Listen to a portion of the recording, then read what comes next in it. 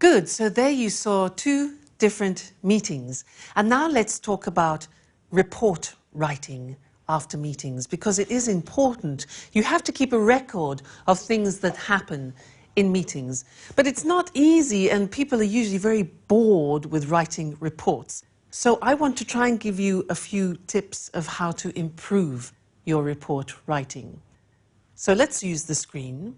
Now, obviously, the first thing is you have to identify the speakers, know exactly who is in the meeting and what their position or job is. Now, the second thing is to write brief summaries of the main points. Now, it's important to keep these brief. For example, Victoria's meeting. Let's think about that. Can you remember the content of that meeting? Well, we could say that the main points were, number one, brainstorming on the Smarty marketing campaign. That was the general activity at the beginning. So the first thing was brainstorming on the Smarty marketing campaign. Then the next important thing was setting objectives for the future steps. The third thing they talked about was the brand awareness of the campaign for China. That's the third most important thing. And then after, the future plan was contacting the marketing agency. So from that meeting, there were 4 main points to be recorded. Now, try to remember to keep your notes concise so that people can read them quickly. You don't want to have to read pages and pages of reports. There's no time, all right? Keep it concise. Then try to highlight, and this is very important, highlight the decisions made and the conclusions, because that's more important than saying what has been said. We want to know the conclusions, we want to know the decisions taking.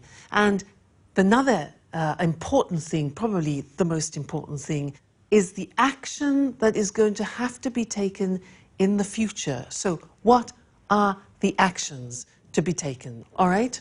Then, immediately after the meeting, try and write up your notes as soon as possible, because otherwise you tend to forget, all right? So as soon as possible. Fantastic. Now, how do we organize the report? What's the layout like? Well, it's really quite simple.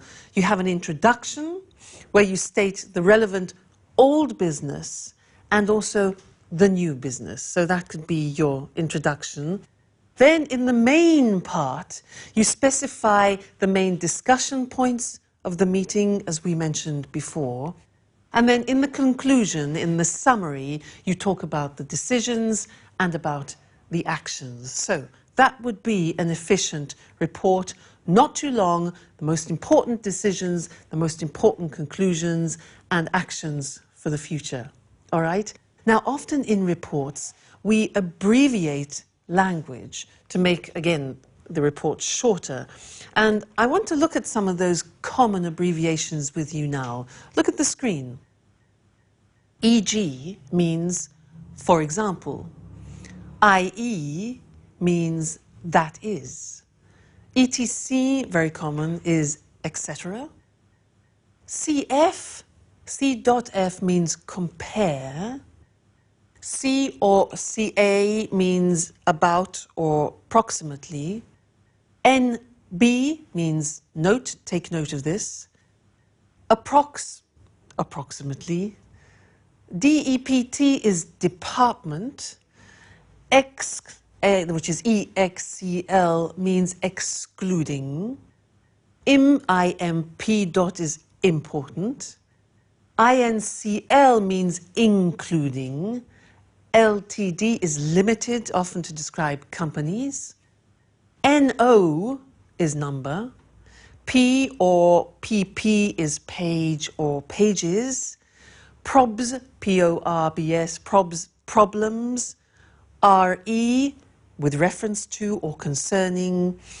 REF is reference, just reference.